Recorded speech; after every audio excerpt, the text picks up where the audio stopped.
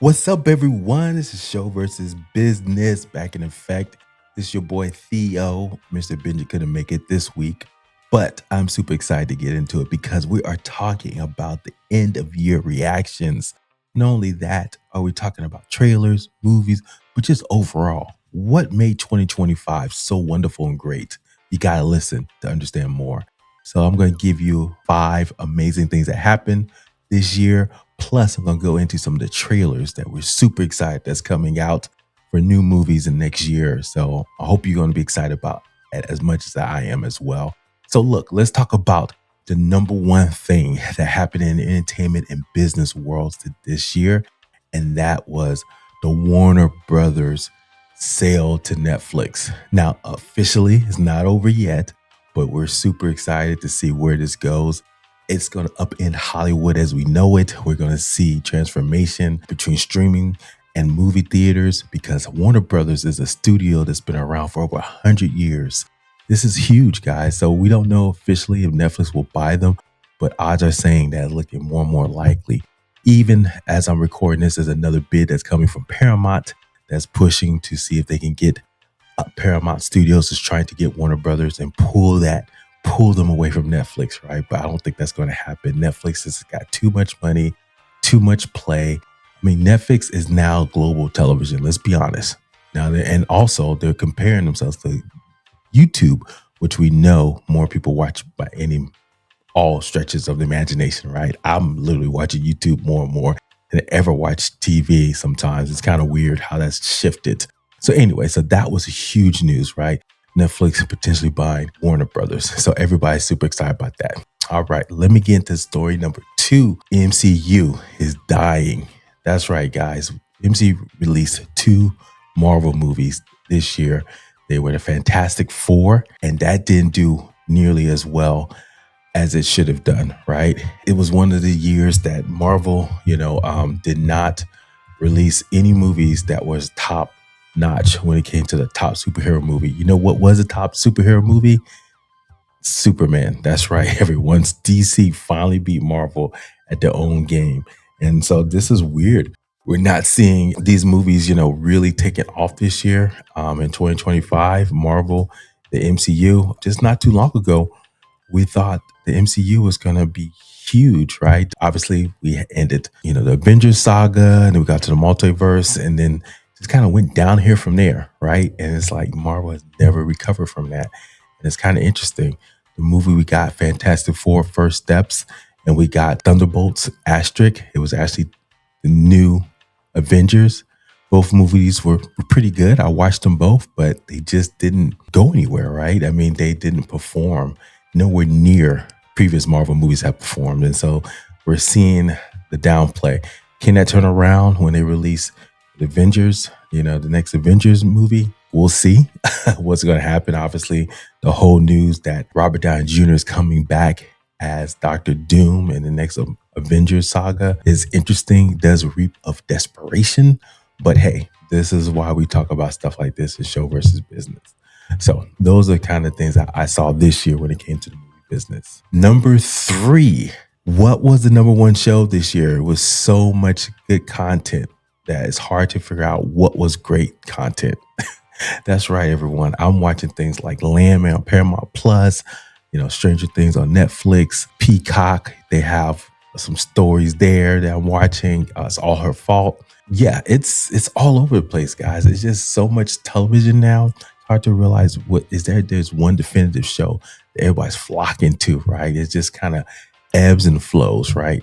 I think obviously, there were some good shows like Andor completed its season 2. That was probably, consensus of the number 1 show out there. Great show, but ratings wise didn't chart on anyone's ratings, right? But Andor was great this year. Season 2, definitely the episode that really kind of took everybody by storm. Was definitely looking at 4th episode. And I think that was the one when you saw season 2 Gorman, when the Empire took over Gorman, right? Everybody was excited about that one. And that's when you see that was actually going to be a chance where you see the Empire take over a planet and you see rebellion start, from that standpoint. And so I think, those are the things that people are, super excited about seeing, things from Star Wars, more interesting storytelling. So that was definitely a top show this year. But really, I don't think, there was really no top show when it comes to critics and all that. But top shows, it's hard to say. I mean, that was all over the place. And I think that's just a growing sense I get that YouTube is becoming top notch when it comes to what's happening and how people are watching television. I'm watching more YouTube than I ever watched before. So, it's going to be interesting to see where the future goes for television, especially in the light of Netflix potentially buying Warner Brothers. So it's going to be interesting, guys. So stay tuned, buckle up, see what's happening next. Number 4, we had AI start to permeate Hollywood. I put it as number 4. It probably would be number 1 if we were looking at this in 2026, because they had two big things. You had the AI actress Tilly Norwood get some publicity. This is a completely made up actor via AI that get everybody in shambles to kind of figure out what was going on. And so they were saying, hey, this actress could take over a movie parts today. And that was a big storyline. Likewise, Sora. Sora was announced by ChatGPT as a video generator AI system that anybody can create anything on, and for 30-second clips. It's supposed to take over for TikTok and really amount to a lot of AI slop. But not too long ago, a couple of weeks, literally about a week ago, there was an announcement that Disney formed a partnership that will allow OpenAI Sora video software to license some of the Disney characters. So now if you go to Sora, you can see things like Mickey Mouse and Darth Vader, doing things they probably would never do, because now it's officially licensing Disney characters. It's huge, guys, huge. So AI slop combined with IP could be a powerful thing. And Disney just kind of went on the right side of history, because they saw that other AI companies like Google were taking their IP illegally. So why not partner with someone legally in a license agreement? Because that same week, they actually sued Google for infringement of IP. So there you go. That's just how we're seeing right now. So definitely see more of those stories in AI in 2026. And then finally, number 5, movies, TV, they're all pale in comparison to video games. Look, on this channel, we've been talking more and more about video games. And I think this is something that we're seeing proliferation of. Obviously, movies are, you had the Minecraft movie, you have Mario Brothers, you had all these movie type content, Fallout on television, Prime. All these type of entertainment is really based on IP coming from video games. And obviously video games are by far the most engaging entertainment. And so it's something that, Last of Us season 2, not as performed as well, but as season 1, but definitely it did get released this year. So we're definitely seeing, more and more of the video game content becoming the forefront. So look for this channel to talk more video reactions in that space, and super excited to get into that this year. But video games are definitely on the come up. I mean, we talked about it before, but I think this is the year that, 2026 is the year that you're really going to see more and more IP coming out with video games in mind, but also the video games themselves, especially if we finally get Grand Theft Auto 5.